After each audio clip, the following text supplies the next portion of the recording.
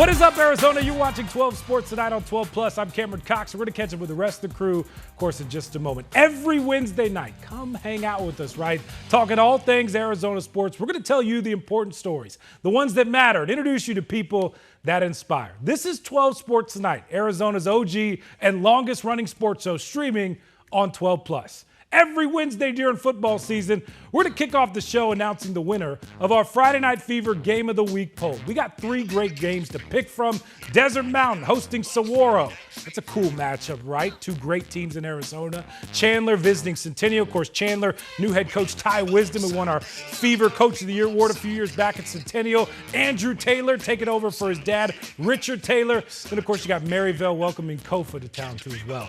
Thank you to everyone that voted. This one came down to the wire, folks. Final minutes. Nearly 70,000 votes were cast. And the winner for week 1 is... Wait for it. Wait for it. Wait for it. Who is it? Who's the winner? There we go. Hope you wanted a matchup of some cats and dogs. You got Saguaro at Desert Mountain. They win our Friday Night Fever Game of the Week poll. Congrats. How cool is that? Of course, the Wolves coming off back-to-back trips to the Open Division. Saguaro won it all in 2023, but they're looking to bounce back right after a 1-win season last year. They're motivated out there at Sag U. Last meeting between these two schools, 2019, Saguaro won that one 55-9, but things have changed, right? Wolves are one of the great programs here in the state. Saguaro trying to rebuild. What will happen? Sabercats and Wolves, our Friday Night Fever Game of the Week. Hey, remember this?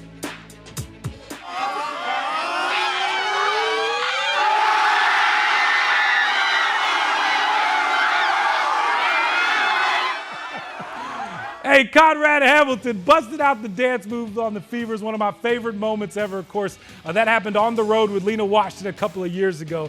Got to give him a 10 out of 10 for that performance, right? We're hoping to see similar excitement out there when Desert Mountain and Saguaro take the field. And, of course, the game kicks off our Friday Night Fever show at 11:35. Cannot wait. Look at just how close the polls were, right? Kofa and Maryville, they really showed up to vote in this one. Somehow, 32,000 votes just were not quite enough. Something tells me, though, our camera might make it over there to Maryville on Friday night. Saguaro Desert Mountain crowd, look at this, coming in hot. More than 34,000 votes. Man, that is such an impressive turnout. Thank you again to everyone who voted in the poll this week. Exciting news for all of us here on 12 News. Don't forget, select high school football games going to be streamed live Thursday night on a 12+ app for your TV. We got Thursday night football. Cactus Shadows against the defending 5A champs from Desert Edge. Pre-game show 6:30, kickoff at 7. Tune in to 12+ every Thursday night for some high school football. Then our Friday Night Fever show is back. Season 36 premiere this Friday night. Arizona's longest running high school football show, ready to rock. Highlights, scores, and interviews from all over the state. So be a believer.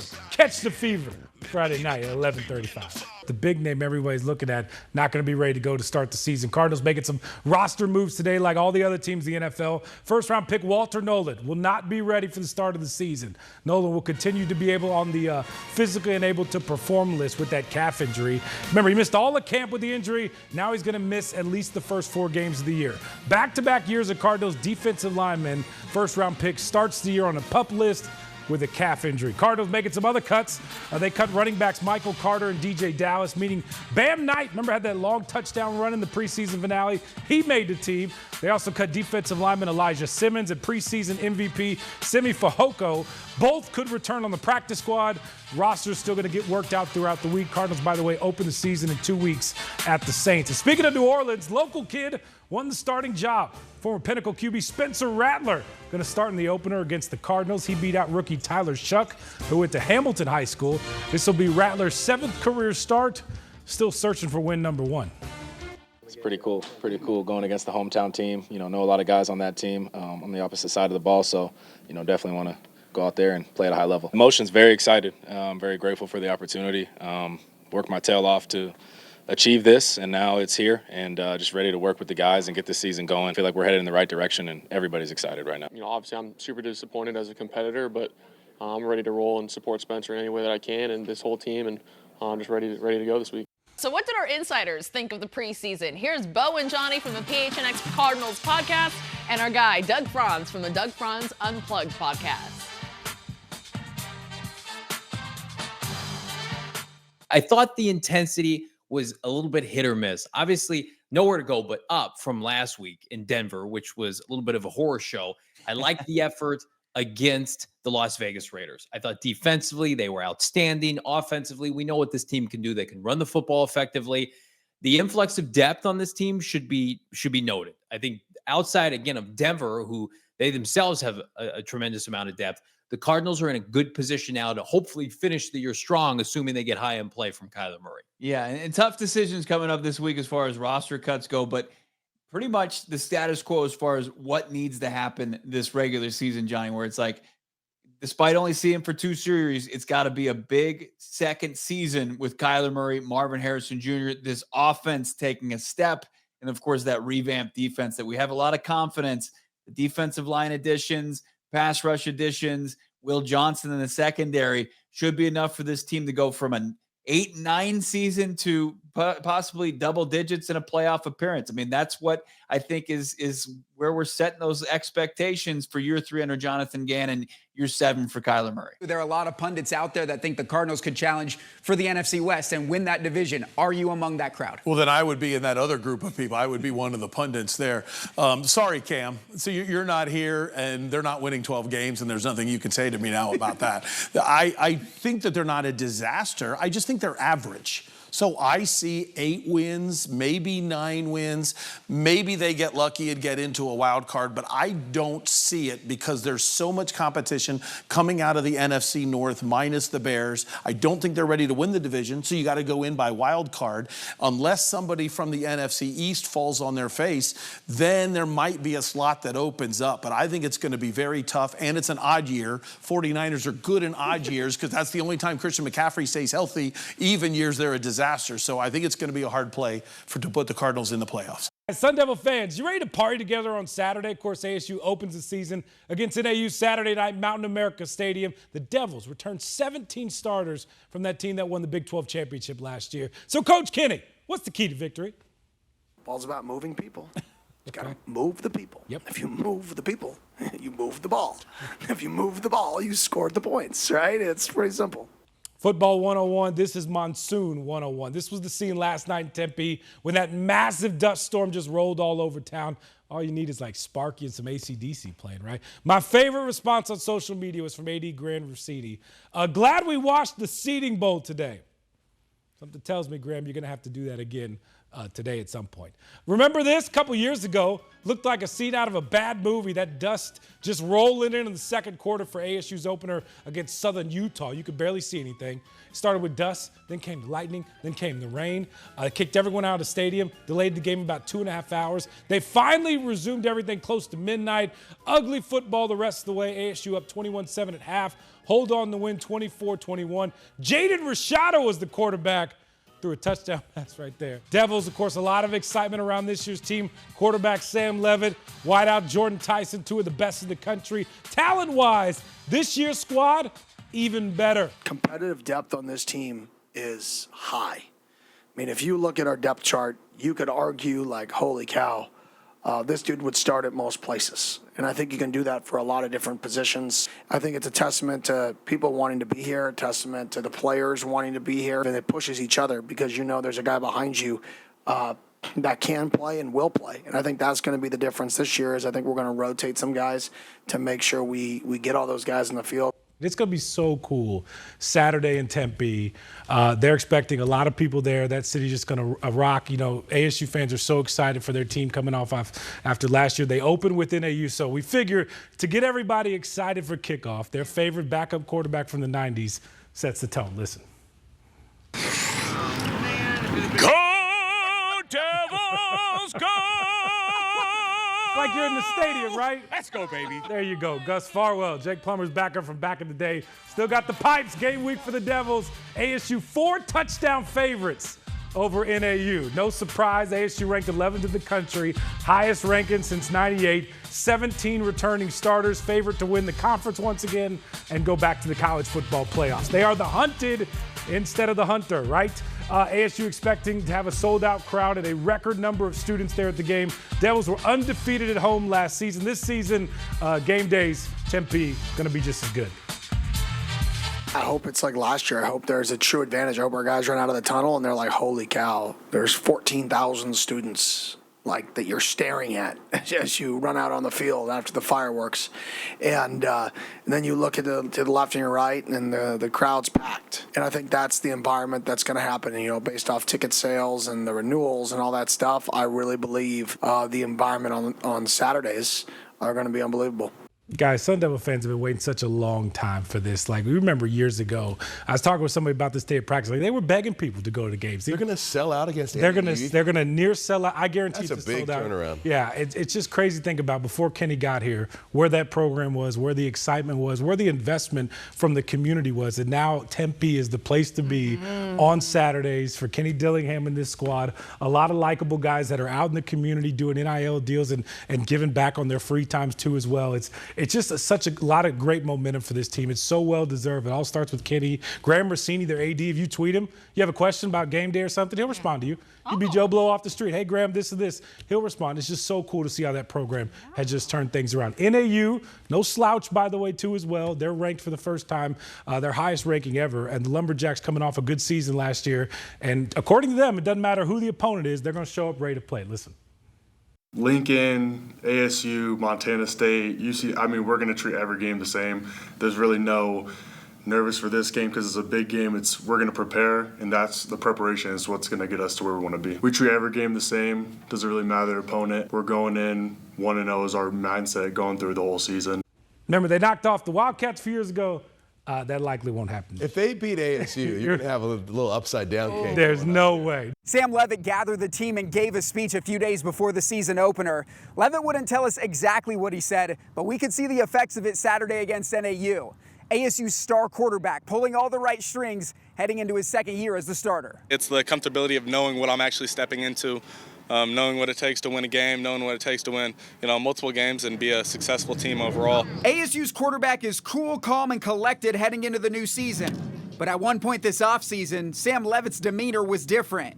Sam may have been a victim of his own success. I'm not going to lie, at first it was tough. Media coverage, rankings, this, that, and the third, you're supposed to be this. Team's supposed to have this success. There were also comparisons to other quarterbacks from the Kenny Dillingham pipeline. Levitt perhaps burdened by the rise of Bo Nix. We were talking about it, I'm like, he took 5 sacks that year, his first year at Oregon. He did this, he did that. And I'm like, but he's not you. We don't run the same stuff. Don't chase that. Play your game. So you got to, figure out who you are as an individual and what you really do it for, because you can get lost in that. Levitt said he's recently landed in a better place. Now, throughout the last month, it's completely changed. Fall camp was a really good reset for me. Dillingham views it as a good problem to have. Anxiety's quieted and swapped with the cool confidence. Sam wants to be perfect all the time. He wants to be the best. Levitt and ASU open as 4-touchdown favorites over the Lumberjacks. This is the first matchup between the schools since 2022. The last time NAU beat ASU, 1938. The Sun Devils still being doubted by some experts. Look at what the CBS football crew published earlier this week.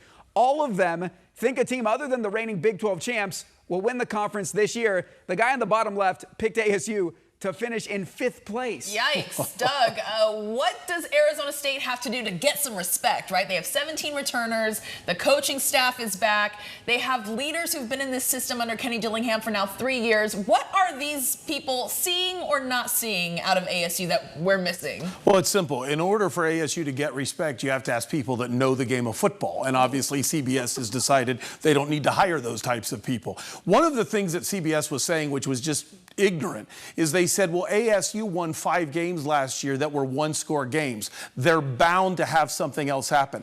That is a terrible opinion. Have you ever been to one of their practices? There is no coach in America who spends more time on situational football than Kenny Dillingham. Plus, they have a high IQ quarterback. The things they do to run out the clock, the things they do and coach in which they drive it home. We are not going out of bounds. We're running the 4-minute offense. It is the lifeblood of ASU. That's why they win one-score games, because they actually practice how to win one-score games. Man, you were just not holding back there. It's okay because this is NBC and not CBS. And you've got 2 Sun Devils on the desk. Right? Yeah, that's true. If there's one position group that everyone's been talking about throughout fall camp, it's the running backs. Losing Cam Scadaboo will have that effect. But there's a three-headed, maybe even four-headed monster in this backfield. The 3 Browns and then the Army transfer, Kanye Uda. What have you seen from them during fall, and do you think that in the aggregate they can replace what Scadaboo did last year? I mean, I hate to say it, you never replace Cam Scadaboo. You never become a better organization losing one of the major pieces of football. He is incredible, the spirit he brings. That doesn't mean they're a weakness, though. That's the one thing everybody says. So they went from best in the country to one of the best in the Big 12. Oh, well. That's really not terrible. They have a fantastic running back core. And most importantly, when you have a guy like Jordan Tyson, the fear of Sam Levitt putting that ball in the running back's belly, pulling it and throwing it, that is death to a defense. So all these running backs have to do is be good enough to keep the linebackers honest. And if they do that, Sam Levitt can torch any defense. The only way Sam Levitt gets stopped is if the running game gets stopped, and I don't think it will. I think that also speaks volumes of Sean Aguano, who's been the running backs coach and has been a leader for Arizona State in that system.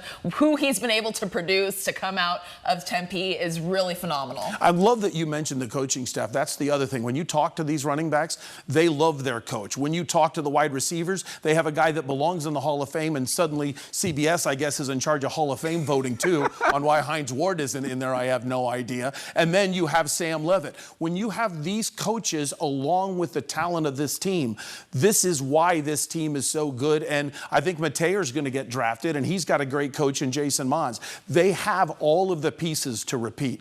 I don't know if they will either. The Big 12 is stacked, but to have so many guys think, no, they're not going to do it, they're just not paying attention. You know, I feel good about most games that we play if we just play with an unbelievable passion about us. So that's kind of what I'm excited about leaving camp is I think our team has that passion. Lena, you got that passion, that energy, that footwork. That footwork. More footwork. Yes, I know Kenny Dillingham said in the weeks leading up to the season kicking off, he wanted to see it in his players' eyes. They're ready once Saturday kicks off, and it's going to be electric in Tempe. Lena. They've already sold out pretty much all the premium seating. The students are downloading their tickets, and they have something to get excited about because this team did something really special, and they have everything in place to run it back. Lena, that's the best part about all this. Like, it's not just talk. It's not just like media hype, right? It's not just guys saying that. Like, this is a team that's really talented. We've seen it all preseason. This offense is going to be as good as it goes, even without Cam Scadaboo. Really like the running back room. Like, they're going to be just as physical. They're going to move some bodies up front. That receiving core was outside of Jordan Tyson. We've seen those guys get better and better too as well. And that defense, Lena, like there have been times we thought this offense is pretty good. And then all camp, that defense has just gotten after them day after day after day. And that was really a point of emphasis in the offseason to have guys like Clayton Smith and CJ Fight and those leaders, especially Xavier Alford and those pass rushers really getting to the quarterback. And they've been able to do it throughout practice. They've really stood out in the fall. And the best part, Lena, that guy right there, leading the way. What he has done to this valley, the belief that he instills in his players, he lets them be themselves, and also just the pay it forward with the community and how invested ASU football fans, once again, you and I both been around this community a long time.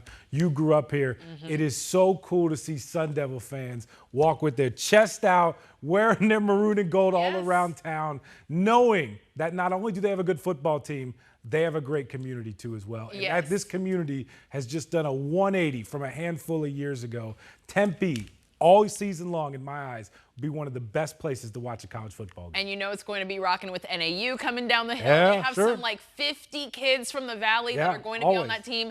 The Lumberjacks haven't beaten the Sun Devils since like the 1930s, but they have beaten Arizona in the past couple seasons. So they're going to come with it. They're going to bring it, and it's going to be rocking at Mountain America Stadium on Saturday. Way to twist the knife. One more Just time. had to bring the facts. In tonight's Sunday Conversation, ASU defensive coordinator Brian Ward mic'd up talking about his boxing days growing up on the west side. It used to deliver water, right, to ASU right back in the day? I did, yeah, in the south end zone, yeah, right there. And I used to pull my water truck up there and deliver about 100, 150 bottles. And, you know, big deliveries at ASU Stadium I think it was for the staff. And I just remember how cool just being in that setting was. You're just kind of in awe of it. So I got to pinch myself every day. Okay, chin, okay? Do not grab the jersey, do not reach. Move, brave, move, right. they know what the standard is. They know what we're supposed to do. And so when we don't have a good practice, they're hard on themselves. And we're trying to put a lot of pressure on them and put a lot of pressure on ourselves as coaches to have our guys prepared. I want them to have all the answers. So, yeah, I mean, that's the biggest thing is it's not what we know, it's what they know. Good. Your time at ASU, would you consider that the most fun you've had in your coaching career? It's been the most impactful to this point. I don't like to talk about myself, but I'm a real hyper-focused dude. As you're going down, I'm keying the hip. Here we go. Don't have your hands head high. Set. I have at times I've been able to sit back on vacation and kind of take in, everything and just being here back in Arizona, coaching at Arizona State and being around just familiar people, familiar setting, familiar, and family, every day. It's just been an incredible blessing for me and my family. Are you an office junkie? Like, do you enjoy grinding in the office and watching film? It's funny is people say it's grinding. I'm just like, man, this is just what I have to do. And I leave when the work is done or when I'm too tired to focus anymore. Right. Do your guys know you're an undefeated boxer? Well, I'm 1-0, so I use that term really loosely. I think most of them do because I use the boxing analogies quite a bit. But, it's not like I've shown them tape or anything like that. What are the analogies? Well, just, controlling distance and, understand that, hey, when guys trying to block you, don't get too close to him because if he can put his hands on you quicker than you can put your hands on him, it's not a good thing. And, try always go 2-to-1. You never want to be square, you know what I mean? You want to always play with 1 foot up. And I use those analogies a lot. Head across. Get your head across. Head across. Head across. And so those guys understand that, to me, it's control your distance, control your space, and everything starts from the ground up. I teach them from the feet up, and that's boxing as well. Head across. Head across. Just being able to control distance with your feet and your arms and hands, and those are things I try to tie. I don't know if some guys are staying with me with that, but yeah. So it's a sport I still follow and I still love. Set. Go. If they're here. Here. Can you give us just show me a hook or something? So here's a little lesson, okay? First thing you teach, okay? If you could teach your kids anything, okay? When they're at a party or whatever, okay? Never ever let anybody walk up on you. Okay. You always got to stay here, okay? You always got to keep it. Well, that's just sideways because you can always turn away. But I tell our guys, control your distance. Control your distance, okay? Don't let them get too close. Right here, he can get really close. Here he can't get close. So. I just want to point out you were ready to box right there. When you step like that, look, you're ready to roll. Yeah, no, well, hey, it kind of never leaves you. It's like a bicycle. So yeah, I don't want any of the smoke anymore. I'm too old for that. But at the same time, it just kind of never leaves you. Boxers always put their hands up real quick, Coach. I gotta just see you with your hands up. Okay, Come on, let's see. Look. You ready? Lena, what did the kids say? Squabble up. Squabble up, yes. I love it. Throw some combos, Coach. You could tell, like Lena, when he was getting ready, like it was like muscle memory for Coach. That'll do it for us. Thank you so much for watching 12 Sports tonight on 12+. Same time, same place next Wednesday. I'm Cameron Cox. We'll see you right back here Sunday night at 10:30 for 12 Sports tonight.